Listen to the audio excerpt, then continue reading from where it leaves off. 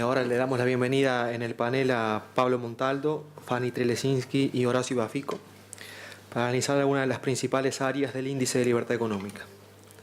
Vamos a comenzar por orden alfabético con Horacio, que es economista, consultor independiente, corresponsable de la página de indicadores de coyuntura, suplemento Economía y Mercado del diario El País y es ex asesor del directorio ejecutivo del Banco Mundial.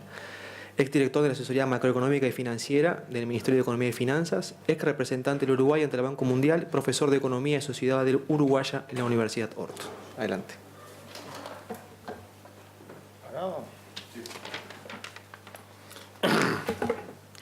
Buenos días. Antes que nada agradecer al Centro de Estudios del Desarrollo para la invitación para comentar este informe tan interesante de la libertad económica en el mundo, que muestra que Uruguay ha ido perdiendo terreno en un mundo que, como bien dijeron en la presentación anterior, el mundo tiende a ser cada vez más libre, pero lo más importante, creo que como en general, cuando uno mira todos estos tipos de indicadores y hace las comparaciones de Uruguay, es como ese rezago de largo plazo que empieza a atender el país, y este puede ser un indicador que confirma, por otras variables, aspectos de que el mundo va a una velocidad en general más rápida a la que vamos nosotros. El tema o el indicador el que me pidieron o resolvimos que comente un poco es el de las regulaciones.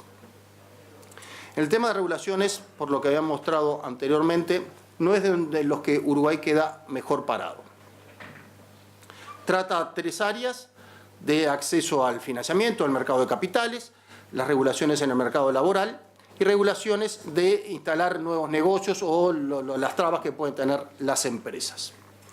Acá siempre, cuando uno escucha, hay quejas generales y en particular un área donde puede ser tal vez la más conflictiva por muchos aspectos es el tema de las regulaciones en el mercado laboral, que es de los aspectos donde el ranking a Uruguay lo pone en peor posición, o tal vez de las regulaciones donde hay mayores trabas. Aquí tenemos tanto temas de costos de contratación de trabajadores, costos de despido, costos de la salud, el servicio militar obligatorio como un indicador que se mide. Son indicadores que a lo largo del tiempo, si uno mira objetivamente en el país, hay siempre críticas. Uno que lo vive en el país, han habido avances en ciertos aspectos, han ido con el paso del tiempo bajándose los impuestos para la contratación, han habido reformas que han ido evolucionando, pero tal vez el aspecto más importante donde está la crítica más grande es el que tiene que ver con la regulación del mercado o la falta de flexibilidad en el mercado laboral, que tiene que ver con los convenios de negociaciones colectivas. Y acá me gustaría hacer algunas reflexiones que no sé exactamente cómo mide acá el grado del convenio en Uruguay, que es el indicador para llegar a ese indicador que nos pone en una especie de mitad de tabla, aunque en el ranking estamos de los peores posicionados, en el puesto 130 de 159 países. Pero a mí me gusta hacer algunas reflexiones sobre cómo son el mercado, o sea, los convenios colectivos en Uruguay. En Uruguay, todos somos acá uruguayos, sabemos que vienen de la ley del año 43, es una negociación tripartita. Así esquemáticamente, en muchos países del mundo las negociaciones intervienen trabajadores, intervienen empresarios, el Estado de alguna manera es el regulador o tiene la última palabra. De ese punto de vista el esquema no es ni novedoso ni distinto a lo que pueda aparecer en otras partes del mundo. Pero yo creo que lo distintivo de Uruguay, y sobre todo a esta altura de la humanidad, es que tal como funcionan los consejos de salarios, que es el ámbito de las negociaciones, en Uruguay son, y tal vez por eso tal vez sea el punto donde quedamos también, son ámbitos confrontativos y no ámbitos colaborativos. Entonces, digo, más que hablar del indicador en sí, como una reflexión de eventuales reformas a futuro que debería implementarse en este país, al menos a mí me parece, es lograr un ámbito que sea más colaborativo y no confrontativo. Hay mucha de ideología de otras épocas de la historia de la humanidad, de los años 40, 30, 20, cuando era un mundo distinto.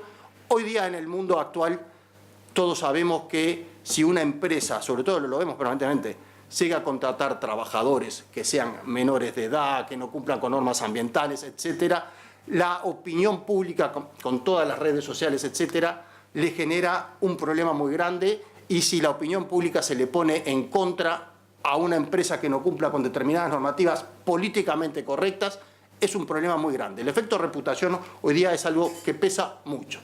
Entonces, claramente, al día de hoy, tanto empresarios como trabajadores, creo que cada vez es más claro que son socios. A todos les interesa que todas las cosas funcionen, porque si no se cumplen las normativas, como les digo, de respetar los horarios, de respetar el medio ambiente, temas de género, temas etarios, etcétera, efecto reputación influye negativamente en las empresas. Y tal vez esos aspectos sean los que no estén tan considerados en el tema de las regulaciones, de las negociaciones colectivas en Uruguay, sino que siguen siendo negociaciones con otra óptica donde hay efectos distributivos. Es para una parte que obtenga más ventajas con respecto a la otra. Y ese es el encare mayor que les veo. Entonces yo creo que es difícil plantearlo, pero digo, como pensar a largo plazo sería un gran salto, hasta en términos de energía, de falta de evitar paros, de evitar muchas cosas que sufrimos en la sociedad. Poder llegar a un ámbito más colaborativo creo que sería muy favorable para un mundo moderno, y eso sería un avance importante. Y eso dentro del ámbito laboral. Del ámbito laboral, obviamente, en los últimos tiempos en Uruguay ha habido algunos retrocesos, con algunos costos nuevos que han ido apareciendo, un sistema de salud que, si bien directamente ya no lo pagan las empresas, indirectamente lo paga toda la sociedad a través del Sistema Nacional de Salud, que termina siendo no tan eficiente como se esperaba en su momento, más allá de que algunas voces subieron en su momento, pero son aspectos que terminan repercutiendo en los costos laborales. Y también por esa propia lógica confrontativa y por el tipo de negociaciones y de aspectos que se negocian en los convenios colectivos, también hay mucha rigidez en esos aspectos. Temas como la categorización, etcétera, que en el mundo moderno, con flexibilidad de trabajo y cambios permanentes que hay, atentan contra un funcionamiento más fluido del mercado laboral. Y por eso creo que está bien que aparezca como un punto o un llamador de atención de problemas o de falta. Yo no lo llamo tanto como falta de libertad, pero sí como un problema de falta de dinamismo para la economía uruguaya, el tema de esos funcionamientos de los mercados, de las negociaciones laborales. En el tema de acceso al crédito o del funcionamiento del mercado de capitales, el indicador no muestra mayores problemas. Hay un punto medio con la propiedad de las instituciones bancarias, hay bastantes regulaciones. También somos un mercado chico, digo, con ciertas regulaciones. Creo que tal vez el punto que, tal como viene construido y empieza a caer allá por el año 10, 11, debe ser con los cambios, se me ocurre porque no lo entiendo mucho, con esta de apertura de normativas. Uruguay, que en algún momento apuntó a ser una plaza financiera, con las mayores regulaciones que están apareciendo ahora, tal vez eso sea un aspecto que considere en contra. En el mundo moderno es un aspecto que políticamente al día de hoy es incorrecto tener tanta liberalización. Desde mi punto de vista puede ser discutible. Quiero entender la lógica que muestra el indicador, que supongo que debe ser por eso que nos baja el ranking desde la medida que se empezaron a tomar mayores controles, mayor intercambio de información.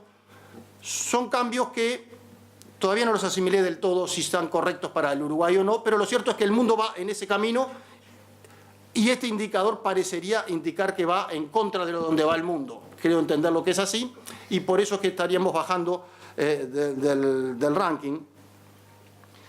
Y en cuanto a la apertura de negocios y costos para las nuevas empresas, aparecen datos, como cuestan, digo, los típicos costos de la burocracia que tiene el Uruguay, ¿verdad?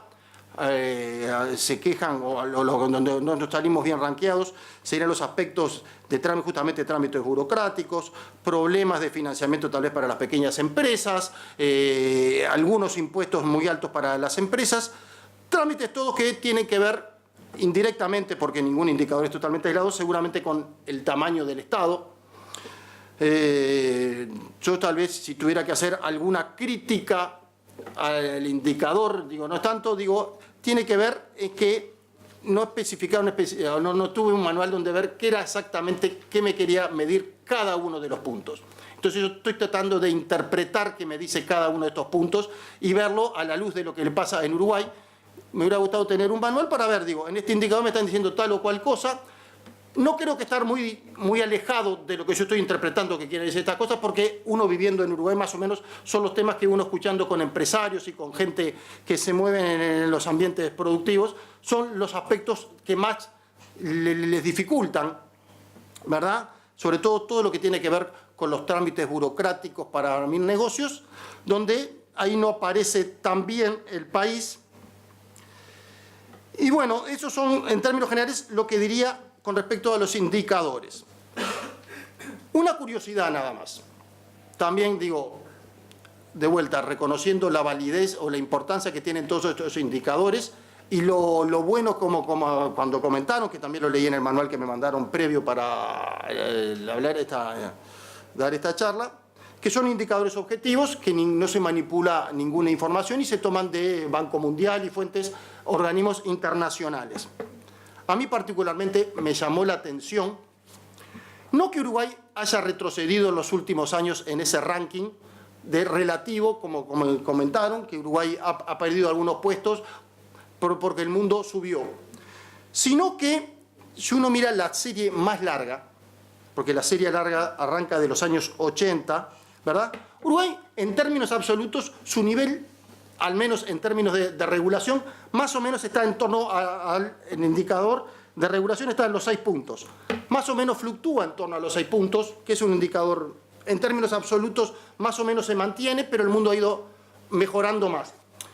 Tuvo un aumento muy importante allá por los años 10 y 11 y después se da la caída. Me llama la atención esa mejora muy grande que pasó en el año 10 y 11, no sé a qué atribuirla, que muchas veces me puede distorsionar la caída. Si yo saco esos, serían números extraños, en términos de regulaciones seguimos siendo un país bastante regulado, en términos de mercado laboral son los aspectos peores y no me llama tanto la atención la caída de los últimos años, pero en todo caso me llama la atención la mejora que hubo antes de la caída. Estaríamos en los niveles similares anteriores. No sé cómo explicar eso. Y bueno, digo, esos serían más o menos los principales comentarios. Y yo les digo, como interpretación, creo que en el aspecto de las relaciones laborales es donde yo creo que, mirando hacia el futuro, sería la elección, pero no sé si corresponde a un indicador o reflexiones de un ciudadano que quiere que el país mejore y que haya menos conflictividad y las cosas evolucionen mejor. Y eso más o menos serían los comentarios que tengo que hacer con respecto al tema de la regulación.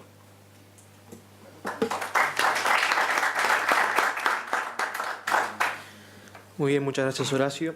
Ahora le vamos a dar la palabra a Pablo Montaldo, que es contador público egresado de la Facultad de Ciencias Económicas de la Universidad de la República y máster en Economía de la Escuela de Posgrados en Economía de la Fundación Getúlio Vargas de Río de Janeiro. Es presidente de la Liga de Defensa Comercial y desde 1992 es director y principal ejecutivo de Montaldo y Compañía Corredores de Bolsa, Suma Factoring, Nixus Servicios Financieros y Tarjeta Nativa Cabal. Fue presidente de la Bolsa de Valores de Montevideo. Pablo, muchas gracias. Muchas gracias Hernán por la invitación al Instituto Fraser. Es un placer estar aquí compartiendo mis comentarios y que me hayan honrado para comentar el capítulo de gobierno e impuestos del índice de Fraser. Como bien lo dice el nombre, el capítulo tiene que ver con el gasto público y con el financiamiento del gasto público, que son los impuestos. Voy a empezar por el lado de los impuestos.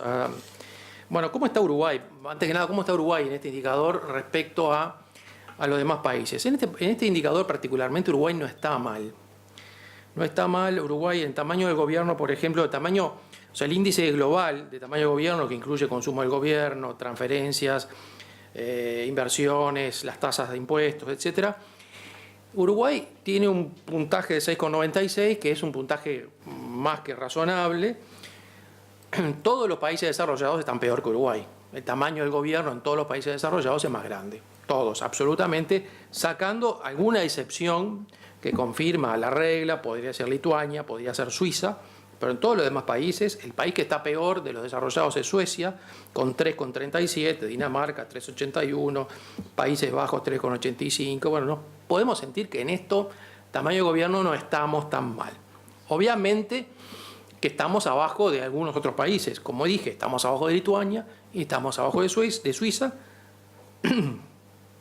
Estamos abajo de Perú, estamos abajo de Panamá, estamos abajo de Costa Rica, estamos abajo de México y, por supuesto, estamos abajo de Chile, que tiene un puntaje de 7,99. O sea, muy por encima nuestro, está muy mejor.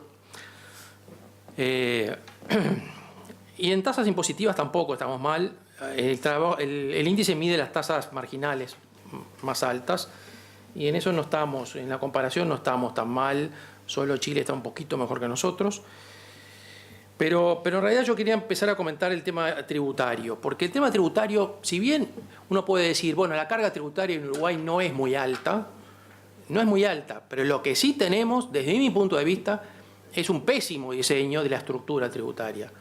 Un pésimo diseño que viene de, más allá de que en 2007 se hizo una reforma, que se cambió bastante la matriz tributaria, no totalmente, porque el impuesto al consumo sigue siendo el impuesto que más recauda, cosa que no es así en los países desarrollados, y persisten algunos impuestos altamente distorsivos, como por ejemplo, desde mi punto de vista, el impuesto al patrimonio, como por ejemplo algunos impuestos específicos, algunos consumos específicos, como pueden ser los energéticos, que son muy altos, y que sería deseable que esos impuestos distorsivos, sumamente distorsivos, fueran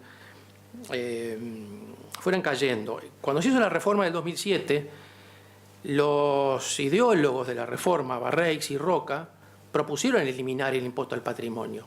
Hay un paper de Barreix y Roca donde dicen que el impuesto al patrimonio se va a eliminar.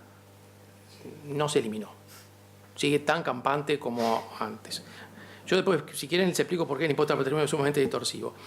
La carga tributaria sobre las empresas es altísima. Altísima. Es cierto que también es altísima en los países desarrollados. Sí, perfecto, pero nosotros no somos un país desarrollado. Nosotros tenemos que, de alguna manera, tratar de que los empresarios produzcan. Hay que entender que el empresariado es el único sector de la economía que genera valor. O sea, el gobierno no genera valor, el tercer sector no genera valor, el único valor agregado que se genera por el empresariado. Y si nosotros castigamos al empresariado, evidentemente vamos a generar menor cantidad de valor. Si uno toma en cuenta el conjunto de impuestos que paga el empresariado, y con esto no solamente estoy tomando en cuenta el impuesto a la renta, que es el 25%, el impuesto a los dividendos, que es el 7%, que ahora hay un proyecto no, ya es ley, espantoso, inconstitucional, de cobrar para atrás el impuesto. Los impuestos patronales, es decir, los impuestos a la seguridad social que pagan los patrones, sin contar los personales, que también son impuestos a los patrones, pero bueno, vamos a dejar de lado los impuestos al trabajo. La carga tributaria es mucho más que ese 25-30% que se dice. Y el impuesto al patrimonio, la carga, dependiendo de la composición de capital y trabajo que tenga la empresa, la carga tributaria al empresariado anda, según mis estimaciones, entre 64 y 86% de la renta. ¿Ah? Ustedes me dirán, bueno, ¿cómo es posible que haya empresas que pagando todos esos impuestos aún sean rentables? Es muy difícil hacer rentable una empresa con esa carga tributaria, mucho más en un país chico como Uruguay. Muy difícil. Sobre todo en empresas que requieren grandes aportes de capital y gran cantidad de mano de obra. Y esto lo estamos viendo todos los días. Esas empresas no son rentables a largo plazo, no pueden ser rentables a largo plazo, es muy difícil hacerlas rentables, salvo que tengan algún tipo de monopolio. Por ejemplo, la empresa de transporte fluvial de pasajeros, que requiere gran cantidad de capital, gran cantidad de mano de obra y tiene un monopolio. Bueno, sí, está. Pero una empresa aérea no puede ser rentable, por ejemplo. Porque, bueno, por el tamaño del mercado y por la carga tributaria implícita que hay en toda esa. Podríamos poner muchos más ejemplos. Una empresa pesquera, por ejemplo, gran cantidad de capital, gran cantidad de trabajo, no es posible. No dan los números. Pueden dar por algún tiempo, por determinadas circunstancias, permisos restrictivos, etcétera, siempre basados en determinadas concesiones o cuasi monopolios. Eso no es sano para la economía. Esto es una cosa que es difícil de entender por los gobernantes, ha sido difícil, y esto no me refiero solo a los gobernantes actuales, a los gobernantes de siempre, ¿no? Gran respeto para el doctor Jorge Valle, que infelizmente falleció ayer, pero tampoco en el gobierno de Valle esto se atacó mucho. Tampoco se eliminó el impuesto al patrimonio, tampoco se bajaron los aportes patronales, los aportes al trabajo, los impuestos sobre el trabajo. No fue así. Al contrario, se subieron porque había una crisis. Entonces, esto es un tema muy complicado, muy difícil de hacer entender. Yo, como militante gremial empresarial, en este momento en la Liga de Defensa Comercial, atacamos específicamente no estos temas, pero otros temas que siempre se ponen arriba de la mesa y tratamos de que por lo menos no se empeore la situación. Y a esto hay que agregarle una tendencia peligrosísima que se está viendo ahora, que es de cobrar impuestos para atrás. Que creo que Fanny va a hablar de Rule of Law. Esto es algo peligrosísimo. Ya lo vivimos los empresarios el año pasado, cuando en el penúltimo día del año se sacó una norma, un decreto, una orden ejecutiva, como le dicen en inglés, donde se eliminaba el ajuste por inflación para el cálculo del impuesto a la renta, con lo cual a las empresas, en muchos casos, en mi caso, me duplicó el impuesto, directamente. Y ahora el impuesto a los dividendos retroactivo que se aprobó en la rendición de cuentas, que yo pienso que es inconstitucional y que va a haber innumerable cantidad de juicios en contra. El gobierno también sabe que es inconstitucional o que puede ser inconstitucional, igual lo sacó. Es un cambio en las reglas de juego porque uno no sabe ya a esta altura con qué regla de juego. Es una cosa que Uruguay no pasaba mucho. Lamentablemente, incluso en los gobiernos, en los últimos gobiernos tampoco pasaba mucho, pero está empezando a pasar. Es una cosa que para el empresariado, desde mi punto de vista, me parece preocupante. Eso con respecto al tema impositivo, donde Uruguay, según el ranking, no está muy mal, pero el ranking toma en cuenta algunos impuestos al trabajo e impuestos a la renta marginales. Y en una visión más global, hay muchos problemas con el diseño del sistema tributario. Con respecto a los gastos públicos, bueno, yo creo que lo que hay que medir es la eficiencia del gasto público. El gasto público en Uruguay tampoco es alto. Si uno toma gasto público sobre PBI, no es alto, ya lo vemos en la comparación internacional. Uruguay no tiene un gasto público alto sobre PBI. Si lo midiéramos bien, es decir, si consideráramos los gastos de las empresas públicas como gasto público, los gastos de los municipios, de las intendencias como gasto público, quizá el indicador sería un poco más alto. Igual no sería el de los países desarrollados. ¿Cómo medimos la eficiencia del gasto público? Bueno, hay varias maneras de medir la eficiencia del gasto público. Una es por los outputs, es decir, lo que produce el gasto público, es decir, la cobertura de los servicios que da. Por ejemplo, es decir, bueno, ¿todos los niños están vacunados? ¿O todos los niños en edad escolar van a la escuela? Bueno, si se da ese indicador que es alto, bueno, estamos haciendo bien las cosas. Esa es una manera de medirlo. En eso Uruguay no rankea mal. También se puede medir por los resultados ulteriores de las políticas, por los outcomes que se dice. Es decir, bueno, fantástico, los niños van a la escuela, ¿pero aprenden? ¿O los niños están vacunados y la mortalidad infantil baja? Ahí nosotros tampoco rankeamos mal en la comparación con la región. Hay un trabajo del Banco Interamericano de Desarrollo que mide esto específicamente, el índice de desempeño del sector público. En este aspecto, en el aspecto de los outcomes, es decir, entonces mide equidad en la distribución, estabilidad macroeconómica, desempeño económico, que viene a ser el crecimiento, educación, salud, calidad institucional y pobreza.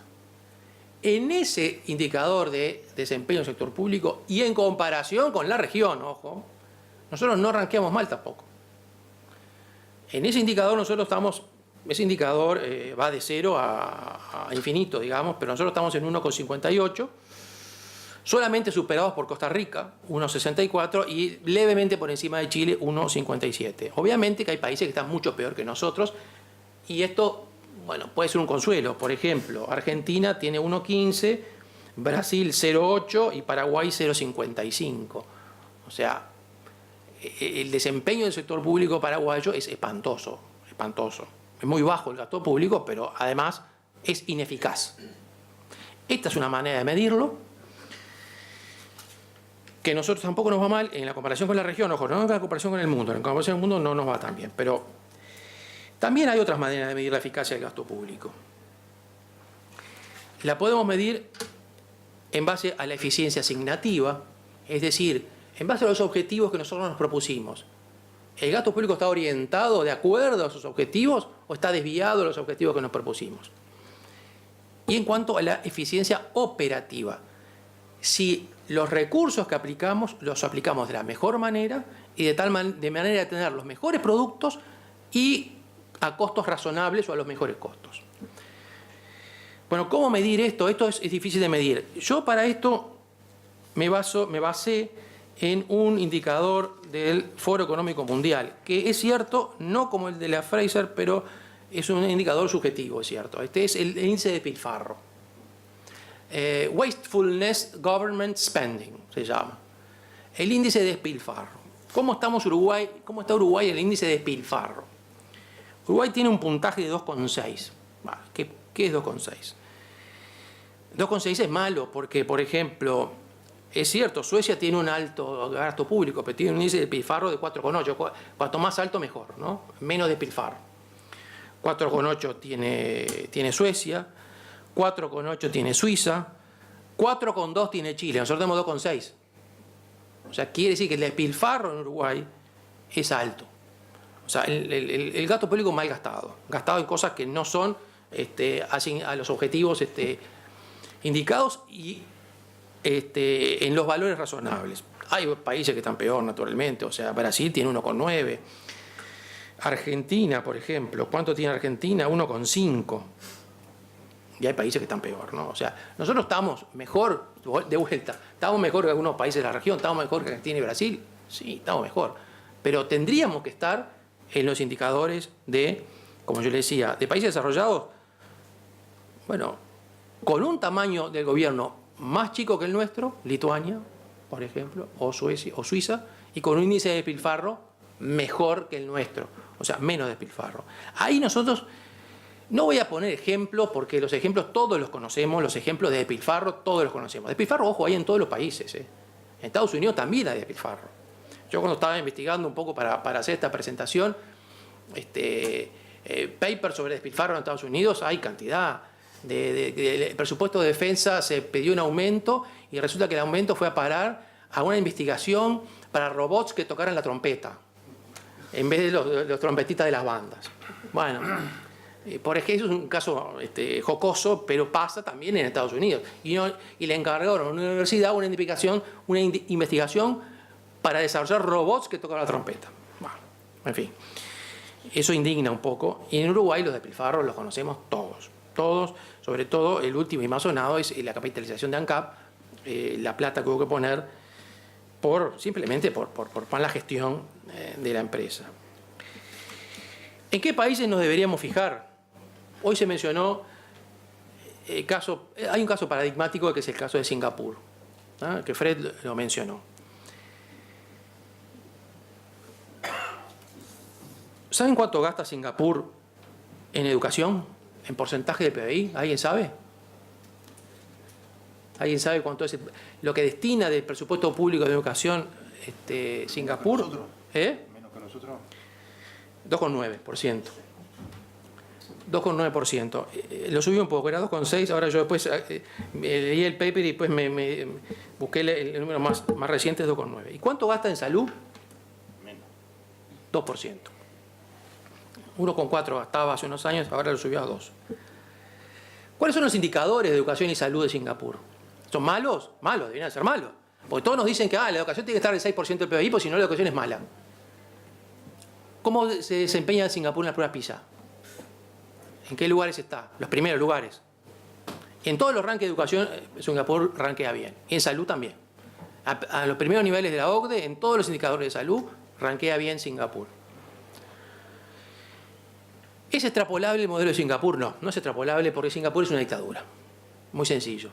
No es un gobierno democrático. O sea, tiene una pseudo democracia. Hubo un primer ministro que tuvo 30 años en el poder. O sea que no, me parece que no es extrapolable directamente el modelo de Singapur, aparte que el modelo de salud de Singapur no tiene nada que ver con el FONASA nuestro. Se basa en el ahorro. En el ahorro. La gente ahorra compulsivamente, igual que acá, pero compulsivamente a una cuenta de ahorro para pagar su salud. Y de ahí salen los tickets, las órdenes que pagan en los hospitales, que algunos son financiados parcialmente por el Estado también.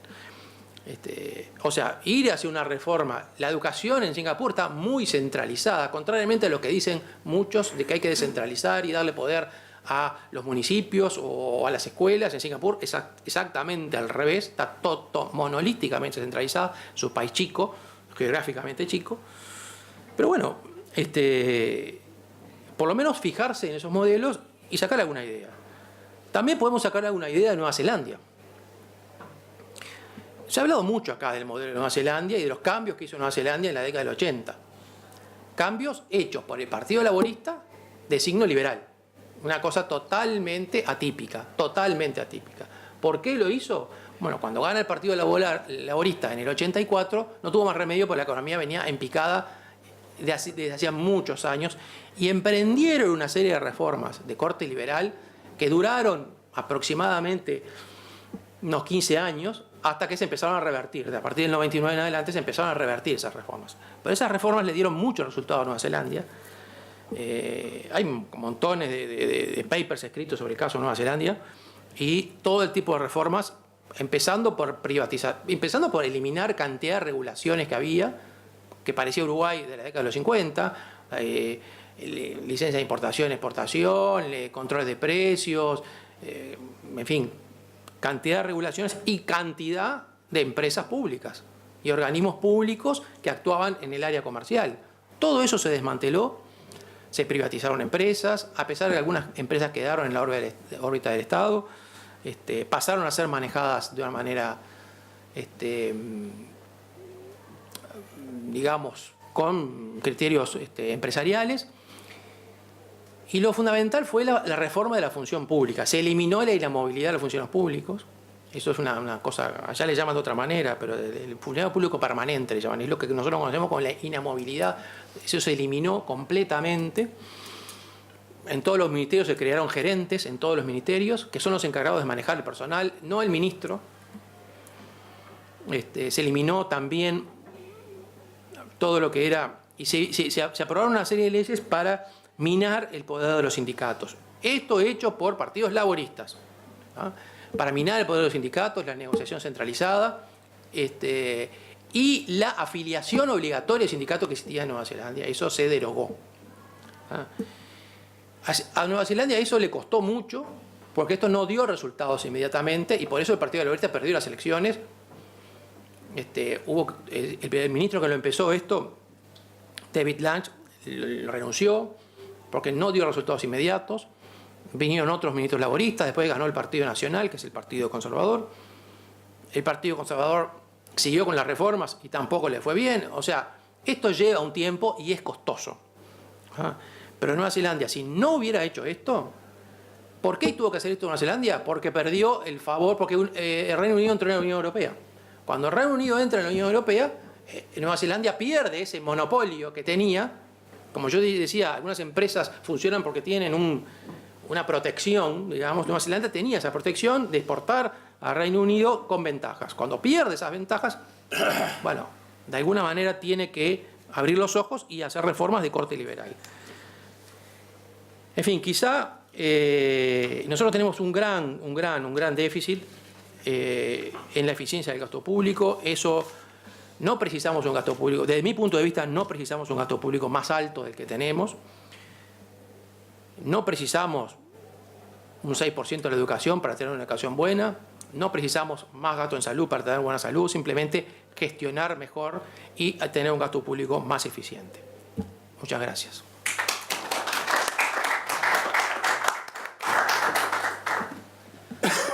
Muchas gracias, Pablo. Ahora le vamos a dar la palabra a Fanny Trelesinski, que es licenciada en Economía por la Facultad de Ciencias Económicas y de Administración de la Universidad de la República, ex asesora del directorio del Banco de Previsión Social, ex directora de la Dirección General de Comercio del Ministerio de Economía y Finanzas y ex catedrática de la Universidad de la República, profesora de Economía y Sociedad del Uruguay de la Universidad Orto. Adelante.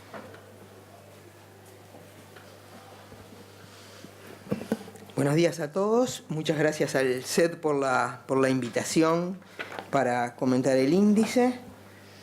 Así como Pablo se inmiscuyó en mi tema, yo me voy a inmiscuir en el de él un poquito para hacer un pequeño comentario.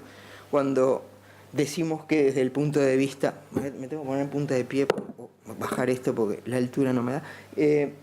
Cuando decimos que desde el punto de vista de impuestos o gasto público no estamos tan mal en la comparación internacional, él introdujo algunos indicadores de eficiencia del gasto y bueno, creo que lo que sí como ciudadanos podemos decir es que lo que nosotros recibimos a cambio de esa carga impositiva, que es muy parecida a la que tienen los suecos o los alemanes, realmente dista de tener su calidad, ¿no? Creo que eso es algo que hay que resaltar, o sea que como que los indicadores, compararnos si gastamos más o menos o tenemos más o menos impuestos que los países desarrollados, no nos va a arrojar, digamos, demasiada luz respecto a la eficiencia de ese gasto.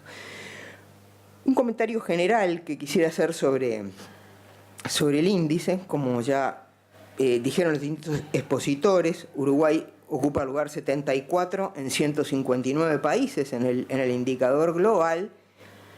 Y cuando uno va a América del Sur, siempre habla de Chile, y yo también voy a hablar de Chile, pero en realidad Uruguay está tercero en América del Sur, porque resulta que apareció otro país en América del Sur, cuyo presidente es amigo de nuestro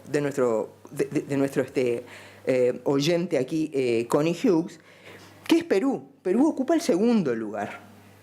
¿Sí? O sea, nosotros siempre desechamos allí estos países del Pacífico que han venido teniendo una performance desde todo punto de vista muy importante y que partieron de niveles muy inferiores a los nuestros. Ahora resulta que nosotros estamos en tercer lugar y tenemos a Chile, a Perú y después nosotros. Eso es una cosa. La otra cosa es que todas las comparaciones que se hacen de Uruguay con América del Sur, para mí, honestamente, tienen una relevancia muy limitada. Porque hay un problema de tamaños relativos. O sea, lo que marca cómo va a ser cualquier resultado en América del Sur es Brasil y Argentina. Incluso los otros países del Pacífico, que digamos que tienen tamaños relativos mucho más importantes que el Uruguay, no van a pesar en esto como pesa Brasil y como pesa Argentina. No vamos a decir acá, creo que todos sabemos, lo que es históricamente y lo que ha sido el desquicio argentino en los últimos años. Cualquier indicador donde esté Argentina con su tamaño relativo, a nosotros nos va a dar fantástico. Le comentaba a primera hora a Hernán que anoche en un programa de televisión, un economista muy bueno argentino que está en la televisión, explicaba a la audiencia Ricardo Básico, la teoría de las ventajas comparativas. La estaba explicando en la televisión, explicando por qué un país tenía que intercambiar con el resto del mundo, en la televisión argentina. Que sí que los argentinos todavía están en la etapa de sustitución de importaciones, ¿no? En la cabeza de los argentinos están todavía. Entonces la comparación no vale. Brasil es un gigante, todos sabemos lo que ha pasado, algunas cosas buenas y otras cosas tremendas, y también incide, ¿no? Entonces, bueno, de repente cuando uno va a hacer las comparaciones en América del Sur está bueno tomar países individualmente, a ver qué ha pasado, ¿no? A mí me gusta tomar Chile, me gusta tomar Perú, me gusta tomar Colombia, ¿no? Que son, porque realmente, o sea, siempre que nos vamos a comparar con el peor nos va a dar fenómeno. A pesar de ser economista, el aspecto que con la invitación de Hernán yo elegí para comentar es el aspecto que tiene que ver con el área legal y los sistemas de protección de la propiedad. Yo no soy abogado, no sé nada de eso. O sea que, acá tenemos una abogada en la audiencia también, que espero que, en fin, no decir ninguna cosa errónea. ¿Por qué este tema? por varias razones, digamos. Una económica, que es cierto, el empresario para decidir una inversión mira la tasa de rentabilidad, la comparará con la tasa de interés, verá cómo es, pero es la tasa de rentabilidad, y muchos elementos que no tienen que ver estrictamente con la ganancia que sale de un balance se toman en cuenta a esa hora y se pueden cuantificar. Dentro de esos elementos pueden haber algunos que sean, digamos, cuantificables desde el punto de vista numérico, pero hay otros que tienen que ver con esto, que es la vigencia de la ley y el respeto de los derechos de propiedad, que no son tan fácilmente cuantificables y que hacen a las decisiones.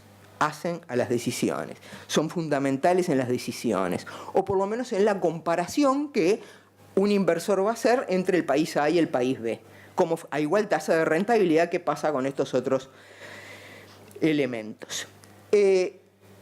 La publicación que compartió Hernán con nosotros, la publicación completa, muestra, tiene una hoja para cada país y en la parte de Uruguay tiene datos globales a partir del año 80 y luego tiene distintos niveles de desglose de los distintos componentes del índice para los años posteriores. Cuando uno mira la globalidad, y voy a tomar el 90, a pesar de que ahí está desde el año 80, pero vamos a tomar el 90, que donde empieza el supuesto apogeo del supuesto neoliberalismo en el Uruguay, el índice para esta área que estamos comentando era superior, era 6,28, ahora es 5,54. O sea, el último dato que tenemos es un dato muy mediocre, No está de mitad de tabla para abajo, está apenas de mitad de tabla para arriba, ¿no? Y Uruguay ocupa el lugar 77 en este ítem. O sea que Uruguay está, digamos, bastante mal allí. Y esta es una opinión totalmente personal y de olfato. Estos datos que estamos nosotros analizando son para el año 2014. Estoy absolutamente convencida que cuando salgan los datos del 2016 va a ser peor. Entre otras cosas, por algunas cuestiones que mencionó Montaldo, como son, por ejemplo, los cambios abruptos en las reglas de juego, que no hacen en lo más mínimo a la seguridad de la vigencia de la ley.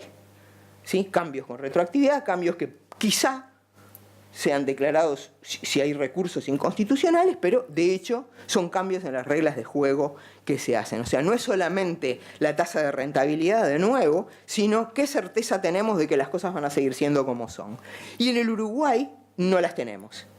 Y yo creo que precisamente la ley esta de ajuste fiscal que se aprobó contiene muchos de este tipo de medidas que realmente constituyen un golpe importante a este asunto de la permanencia de las reglas de juego, la estabilidad de las reglas de juego como factor. Esta parte del índice, que es la parte de sistema legal y derechos de propiedad, contiene muchos subíndices, subítems, ¿no? La independencia del Poder Judicial, la imparcialidad de las Cortes, la interferencia militar, la integridad del sistema legal, el cumplimiento de contratos, el costo regulatorio de la venta de traspaso de propiedad, la confiabilidad en la policía y el costo del delito. Y acá van a ser otros dos elementos que sin lugar a duda nos van a dar cada vez peor. Creo que no hay nada que agregar respecto a eso. Muchos de estos índices, de estos indicadores, surgen de encuestas cualitativas. ¿Sí? Porque hay algunas cosas que sí podemos medir. Cuando se habla de los costos del traspaso de la propiedad, hay mediciones que son cuantificables. ¿Cuántos días y cuál es el porcentaje que finalmente se gasta? Esos son números, no es la opinión de nadie. Pero en muchas otras sí se basan en encuestas, en opiniones, en preguntas que se le hace a un grupo de personas que contestan en una escala de 1 a 7. Muchos de estos indicadores son tomados del reporte del Foro Económico Mundial, del Índice de Competitividad Global, que precisamente el capítulo uruguayo lo elabora la universidad, se elabora en la Universidad Hort. Y se hacen encuestas a ejecutivos. Yo confieso que estuve intentando averiguar un poco más, quizá le debía haber asignado más tiempo, no logré saber el listado de ejecutivos a los que se interroga, ni cuántos son, ni nada, o sea, no puedo tener una impresión, simplemente que bueno, que tiene un sesgo allí esa encuesta. O sea, digamos, cuando se habla de la confiabilidad de la policía o del costo del delito, ¿no? No se le pregunta a un empresario, a un almacenero del cerro, a ver, entre 1 y 7, ¿cuál es tu confiabilidad de la policía y y cuánto te cuesta protegerte del crimen? No se le pregunta, ¿no? Se le pregunta a ciertos ejecutivos, muchos de los cuales probablemente estén en esa situación, ¿no? De que, bueno, podemos sobrevivir gracias a las tasas de ganancia que tenemos porque somos medio monopólico, pero para ser medio monopólico tenemos que estar bien con el poder de turno y entonces, en fin, no vamos a contestar esto así muy, porque capaz que andás a ver quién lo lee. O sea que, digamos, yo tengo mis reservas allí. O sea, yo creo que esto da mal y creo que la realidad es peor que lo que da. El gobierno dice que es mejor. ¿Eh? El gobierno lo cuestiona por las mismas causas y dice que es mejor. Claro, el gobierno seguramente va a decir que es mejor, pero yo no tengo nada que ver con eso. Como decíamos, la evolución no es buena. Cuando comparamos con Chile, porque ya que estamos, vamos a comparar con Chile, vamos a comparar con el primero de la clase en Sudamérica, hay básicamente 3 ítems donde nosotros estamos francamente peor que los chilenos y que hace que nuestro indicador sea mucho peor. O sea, nosotros estamos en el lugar 77 y Chile está en el 31 en este tema. ¿Está? O sea, Chile está mucho mejor que nosotros en esto. ¿Y cuáles son los 3 ítems? Integridad del sistema legal. ¿Se acuerdan de aquella serie inglesa que se llama... inglesa y Estados Unidos, tiene su versión en Estados Unidos que se llama Law and Order? Bueno, es eso, ley y orden. Allí nosotros estamos mucho peor que Chile, o sea, en la ley y el cumplimiento de la ley y cómo se hace para cumplir la ley. Nosotros tenemos 4,17, o sea, un puntaje realmente malo, y Chile tiene 7,50. El costo regulatorio de la venta de propiedades, que precisamente toma en cuenta esas dos cosas que decíamos, tiempo y costo del traspaso de propiedad, nosotros tenemos 6,45 y Chile tiene 9, arriba de 9. Y en confiabilidad de la policía, donde a pesar de todas las críticas que yo hice, igual a nosotros nos da bajo, nos da 5,14 y a los chilenos les da 8,81. Solo con esos 3 elementos, explicarían, digamos, la diferencia. Aparte de eso, el tema de no sé cómo se dice, pero el forzar el cumplimiento de los contratos, que tiene que ver con la posibilidad de recuperar un crédito, también nosotros estamos muy mal, ahí estamos abajo de 4, y los chilenos tampoco están muy bien, están ahí por 5, pero digo, es un elemento fundamental que sí, estas cosas nos hacen diferentes a los países desarrollados. En síntesis, creo que acá hay mucho para hacer. No soy optimista, quizás sea por naturaleza, pero no tengo muchos elementos como para ser optimista en relación a que se den los pasos en la dirección correcta. Más bien creo que las señales que estamos recibiendo van precisamente en sentido contrario y creo honestamente que cuando haya nuevas ediciones del indicador vamos a tener peores resultados en esto, lo cual, yo creo que ya decir de que se prenden las luces amarillas y las alarmas, creo que ya es como un cliché medio absurdo. Creo que ya están prendidas, creo que tenemos problemas muy graves arriba de la mesa, creo que no hay decisión de solucionarlo por el lado político, no existe la menor decisión y estamos, digamos, frente a una especie, como dicen los gringos, de pato rengo, pero lamentablemente estamos con un pato rengo desde el 1 de marzo del año pasado. Y eso, digamos, desde el punto de vista de la sociedad y de nuestros hijos y de nuestro futuro, me parece que es bastante grave. Bueno, muchas gracias.